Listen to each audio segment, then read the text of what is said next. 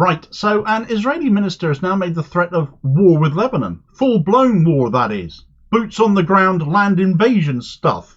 Being just days away, along with a claim that the Dahiyeh suburb of Beirut will end up resembling Gaza as a result. So much for calming the situation down and seeking to de-escalate tensions in the Middle East and find a way to peace, eh? There can be none with this Israeli government. They don't want it. They don't want to give up Gaza. Netanyahu doesn't want to give up his throne, so to speak. And therefore, all those nations who have conducted retaliatory strikes against Israel in support of the Palestinian people, well, they need to be dealt with too.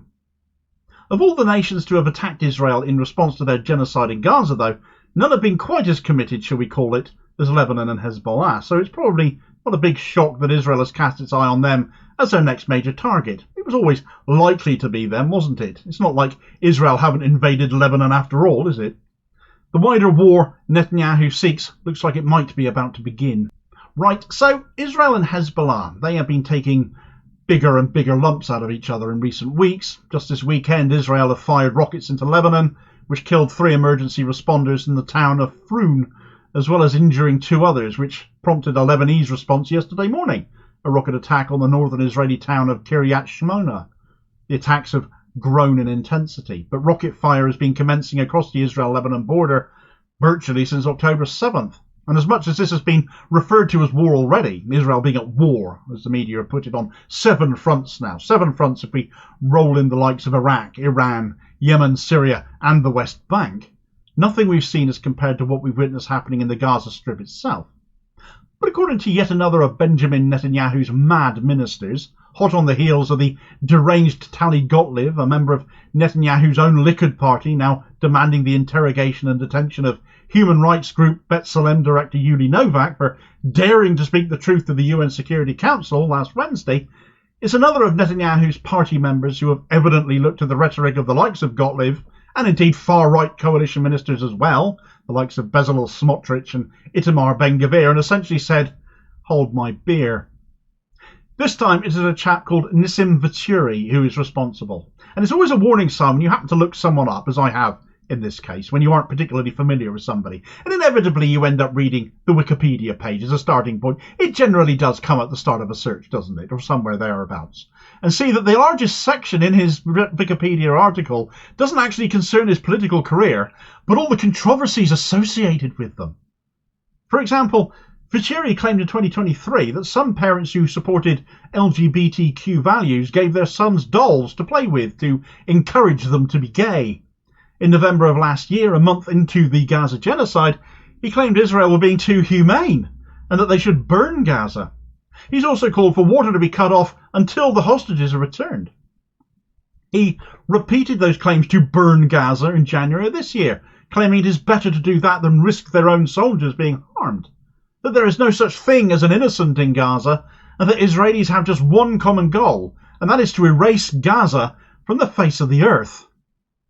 Those in Israel protesting against the Israeli government for their atrocities in Gaza, he is referred to as a branch of Hamas, and on one occasion, just back in July, he, along with several other politicians, mostly from the far-right coalition governing parties, broke into an IDF detention centre where several Israeli soldiers were being held accused of abusing a Palestinian detainee in an attempt to free them.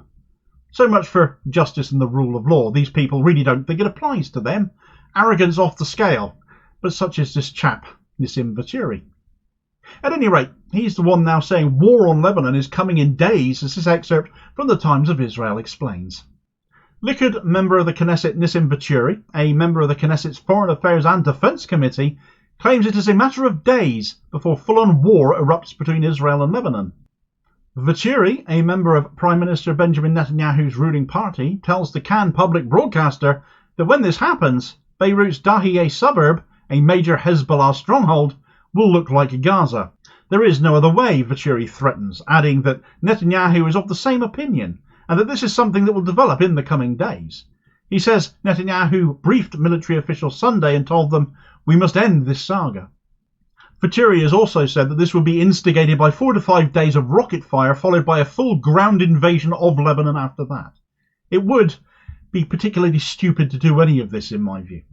Israel have tried this before. They've gone to war with Lebanon on numerous occasions in the past. Hezbollah is itself an entity of Israel's own making because of that. And like Hamas, they also make use of tunnel networks underground. In fact, for as much as the media love to talk about Hamas and their tunnel network, it was actually Hezbollah who had the patent on that, so to speak. They've been doing it a lot longer. And in 2006, when Israel last went to war against Lebanon, the tunnel networks meant that Hezbollah were able to consistently come up behind Israeli lines or lie in wait for days on end for Israelis to move past their positions and then come up behind them. Aside from the obvious turf war disadvantage, it would be yet another attempt at propagation of Iran, attacking another of its allies. Iran still not having retaliated following the assassination of Hamas chief negotiator Ismail Haniyeh in Tehran.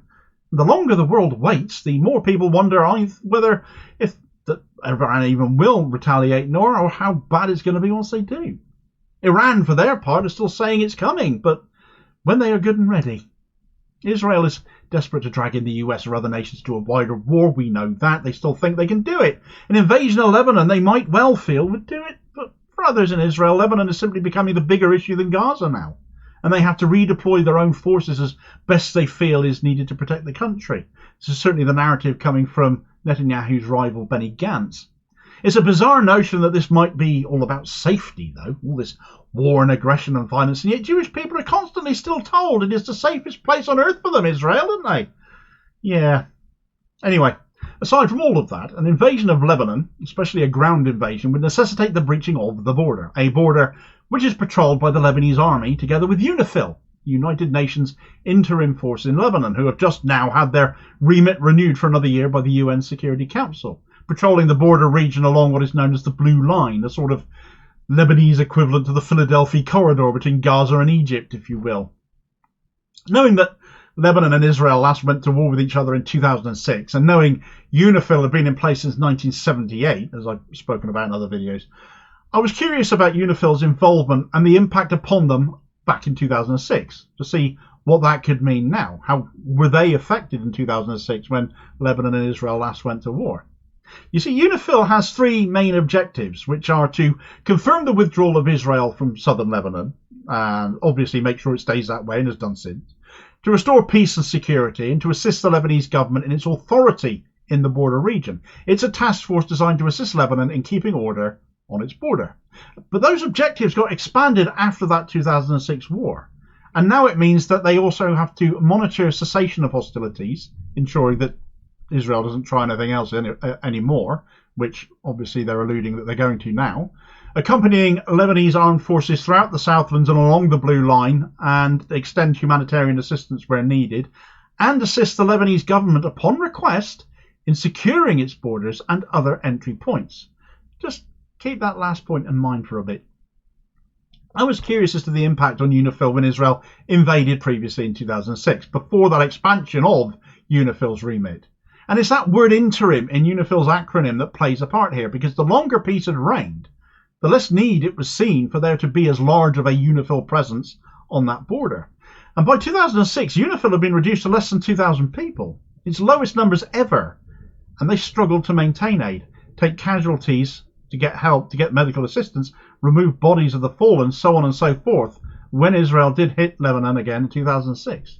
Their remit since has, however, now been expanded to a more militarised role. It's how it certainly comes across, how it reads to me. And their numbers have been increased again, now standing at some 10,000 individuals from across some 41 different nations. That stands before Israel as well. Are they so desperate to go to war with Lebanon again, they go to war with all of these UN peacekeepers? Well, with the US constantly protecting Israel, I wouldn't personally put it past him. And it's also notable that there are no US troops involved in UNIFIL at all. And perhaps that's not a massive surprise either, given their pro-Israel leanings. The optics of this task force being deployed against Israel at the behest of the Lebanese government, as is their right, that would be a sore test of the UN, wouldn't it? Is Netanyahu on board with this as much as Nissim Rivlin claims, and are we going to see a full-blown invasion in the next few days? I think it's quite likely. I wouldn't bet against it. Netanyahu needs a new enemy to keep himself in power, but it won't win Israel the victimhood it keeps craving. That ship has sailed. Their reputation will certainly only worsen if this comes to pass. Meanwhile, do check out this story of the Israeli minister wanting the head of that human rights agency, B'Tselem, to potentially face the death penalty or life imprisonment for that speech she gave to the UN Security Council last week. What could she have possibly said to warrant such aggression? We'll find out all about it in this video recommendation here as your suggested next watch, and I'll hopefully catch you on the next vid. Cheers, folks.